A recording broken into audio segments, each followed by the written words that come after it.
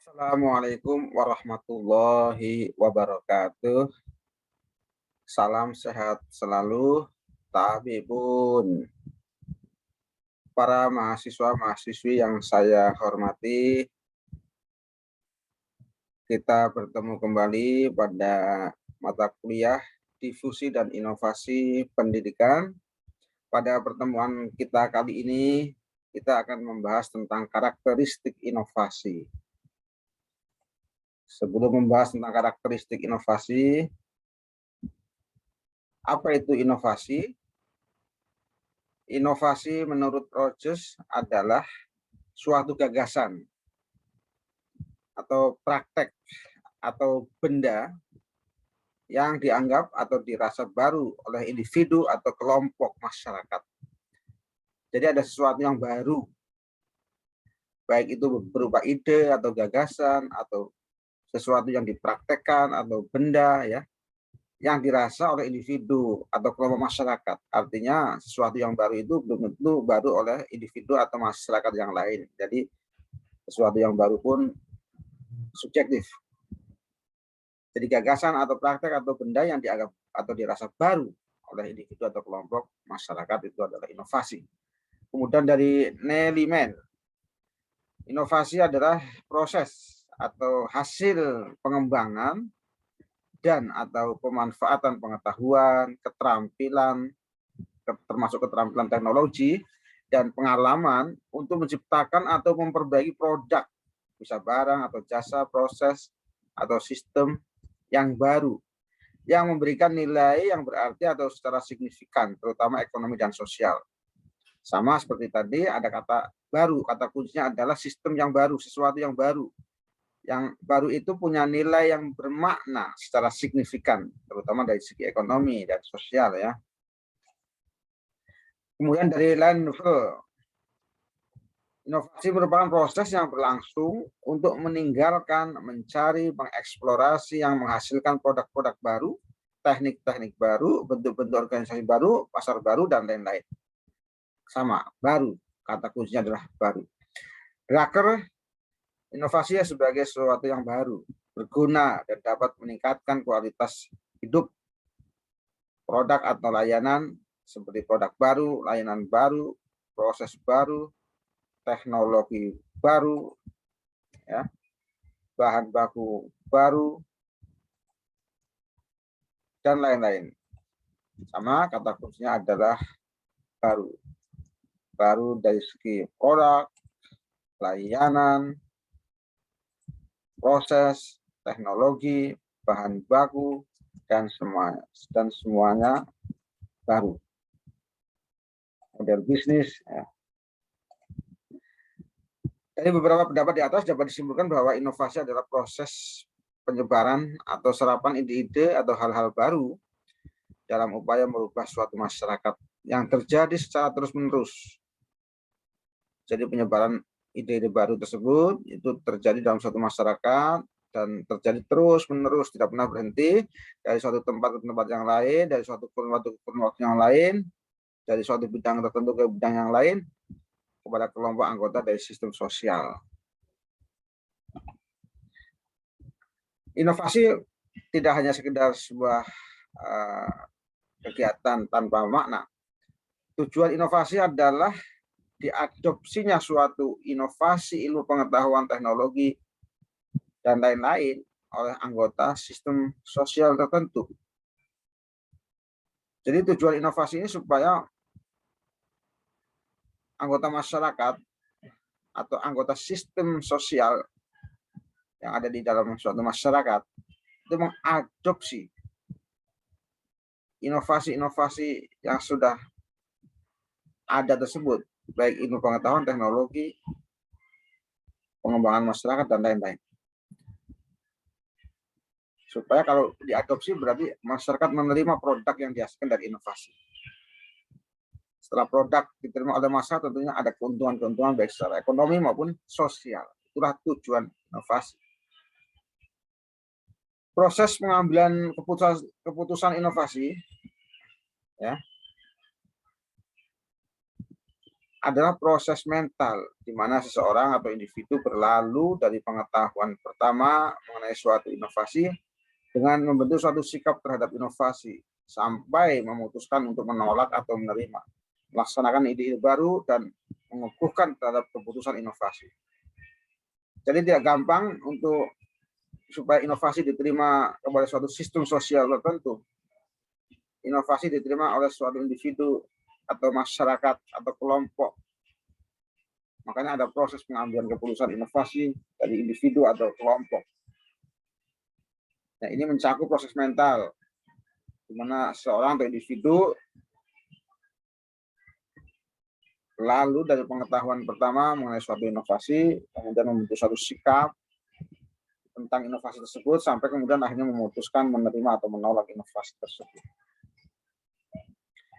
Tahap-tahap inovasi menurut Rogers, tahap-tahap adopsi. Nah, pertama tahap kesadaran, yang kedua tahap minat, yang ketiga tahap evaluasi, yang keempat tahap uji coba, yang kelima tahap penerimaan. Bagaimana seorang mengadopsi suatu inovasi? Pertama adalah tahap awareness, kesadaran, yaitu tahap seseorang tahu dan sadar terdapat suatu inovasi, sehingga muncul adanya suatu kesadaran terhadap hal tersebut. Jadi sadar artinya bukan sesuatu mimpi atau bukan sesuatu yang tidak diketahui, tidak disadari, tidak disengaja.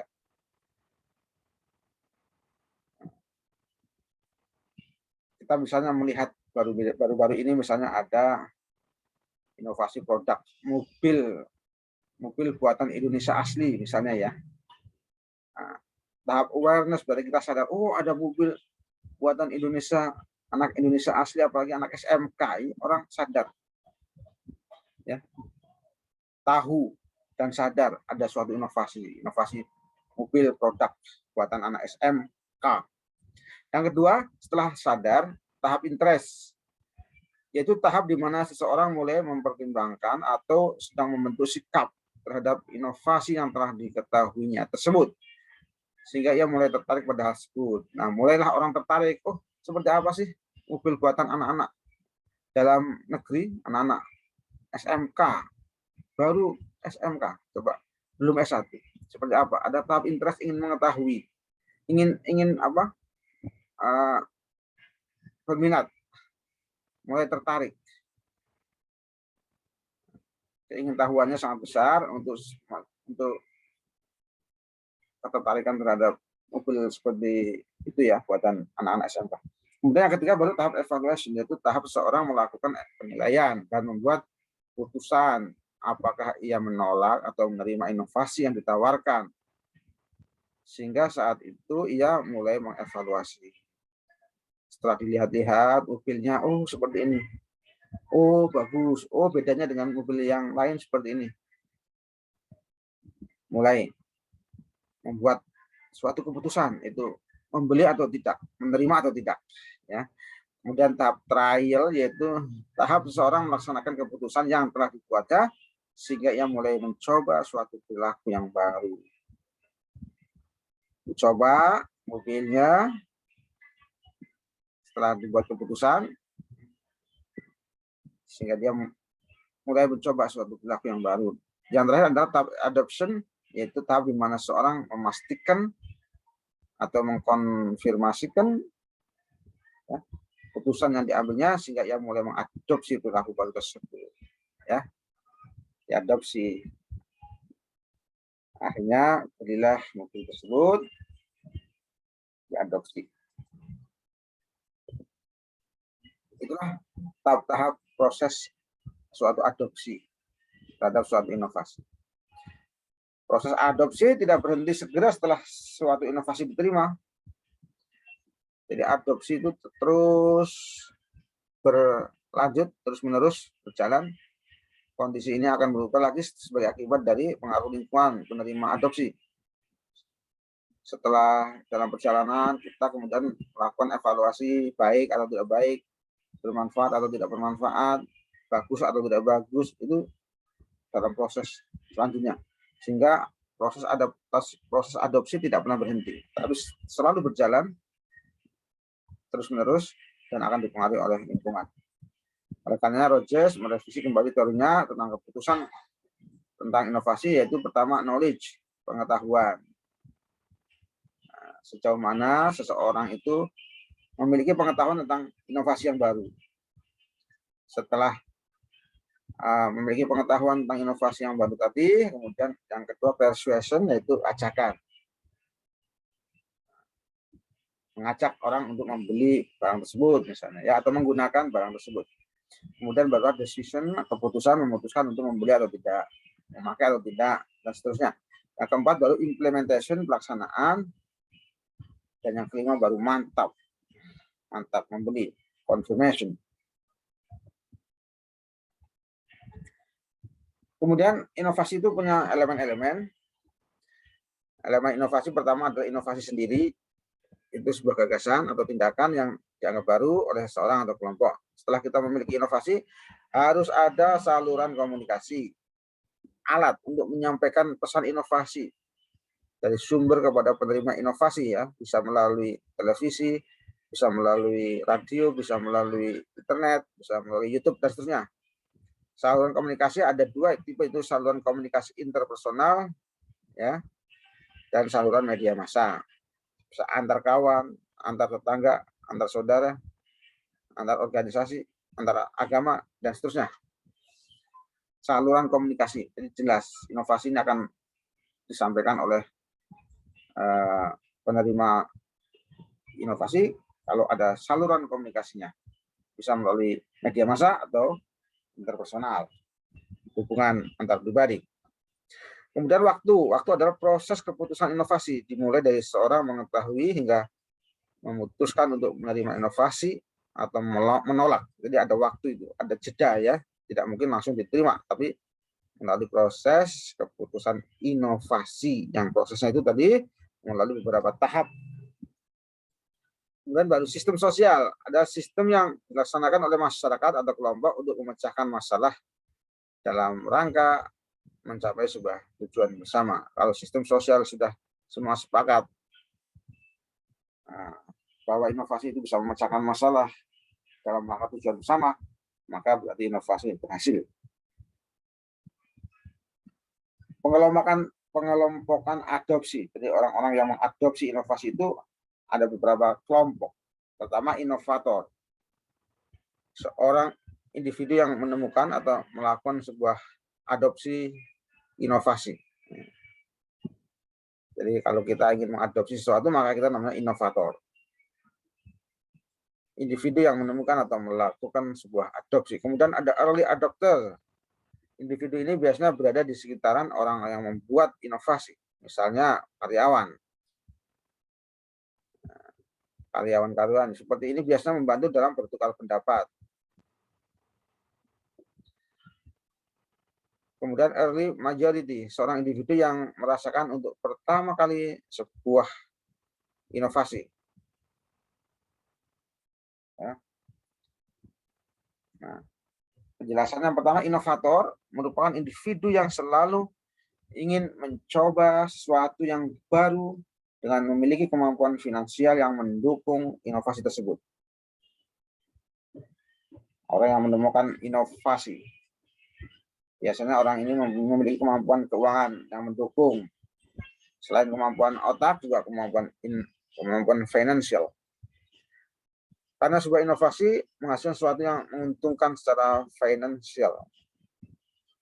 Jadi memang ada unsur komersilnya. Tidak mungkin orang menciptakan sesuatu, kemudian sesuatu itu tidak ingin memiliki nilai jual atau keuntungan. Nah, inovator sendiri juga berhadapan pada risiko ketidakpastian dalam mengadopsi inovasi. Tidak jarang inovator harus kembali pada praktek metode lama karena inovasi yang dicobanya tidak sesuai dengan kondisi lingkungan tersebut. Jadi memang namanya orang berusaha, ya, kadang bisa gagal, bisa sukses. Seorang inovator juga bisa kembali kepada metode lama karena inovasi yang dicoba tidak sesuai dengan kondisi lingkungannya tersebut. Kemudian early adopter, ya, atau pengadopsi awal sebuah inovasi. Mayoritas mengadopsi awal ini orang-orang yang berada pada lingkungan tersebut, itu karyawan itu sendiri. Kalau di perusahaan mobil, biasanya karyawan perusahaan mobil itu sendiri yang mengadopsi awal. Pengadopsi awal biasanya mampu menerima risiko ketidakpastian, aja nggak ada dampak, karena tadi yang punya modal yang berdampak ya, untung atau rugi. Jadi pengadopsi awal biasanya mampu menerima risiko ketidakpastian serta sekaligus evaluasi subjektifnya mengenai suatu inovasi kepada mereka di lingkungannya. Kemudian ada early majority, golongan orang yang selangkah lebih maju. Mereka biasanya adalah orang-orang yang pragmatis, nyaman dengan itu yang baru serta maju, tetapi mereka tidak akan bertindak tanpa sebuah pembuktian yang nyata serta keuntungan yang mereka dapatkan dari inovasi baru tersebut. Nah, ini realistis, pragmatis, empiris. Mereka biasanya adalah orang yang sensitif terhadap pengorbanan dan tidak menyukai risiko untuk mereka. Jadi meminimalisir risiko, sehingga mereka harus realistis. Mereka mencari sesuatu yang sederhana dan menjamin dengan inovasi tersebut akan lebih baik dan efektif untuk mencoba. Lebih berhati-hati ya. Umumnya orang seperti itu. Early majority. Kemudian late majority. Seorang yang menerima sebuah inovasi setelah lingkungannya menggunakan. Jadi dia tidak mau menjadi kunci percobaan. Orang lain yang menjadi kunci percobaan, kalau orang lain sudah menggunakan dan dirasa hasilnya baik, maka dia akan menerima inovasi tersebut. Tinggalan nih, late majority. Seorang ini selalu diikuti rasa curiga, skeptis, ragu-ragu. Mereka selalu memikirkan kesulitan sebuah inovasi. Jika sudah banyak masyarakat menggunakannya, barulah ia menggunakan. Nah, ini ya. Ada orang yang seperti itu ya. Kemudian ada laggard. Biasanya mereka bersifat lokal dalam memandang sebuah inovasi. Kebanyakan dari mereka terisolasi dari lingkungannya dan orientasi mereka adalah masa lalu. Keputusan diwarnai dengan sebuah pertimbangan apa yang telah dilakukan pada masa lampau. Sedangkan interaksi mereka hanya dengan sesamanya yang mempercayai tradisi lebih dari yang lain. Dan mereka memiliki kecurigaan yang tinggi terhadap sebuah inovasi. Semua ini bermula pada keterbatasan sumber daya pada mereka, baik sumber daya keuangan atau sumber daya intelektual. Pada kasus pelanggan koran konvensional, misalnya, yang tidak terbuka terhadap teknologi yang tetap pada koran konvensional, setelah tidak ada faktor pendukung, karena mereka itu tetap mengapa memakai koran konvensional karena nggak punya gadget.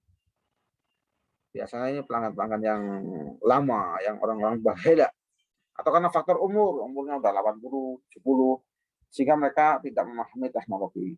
Logit tidak banyak. Tadi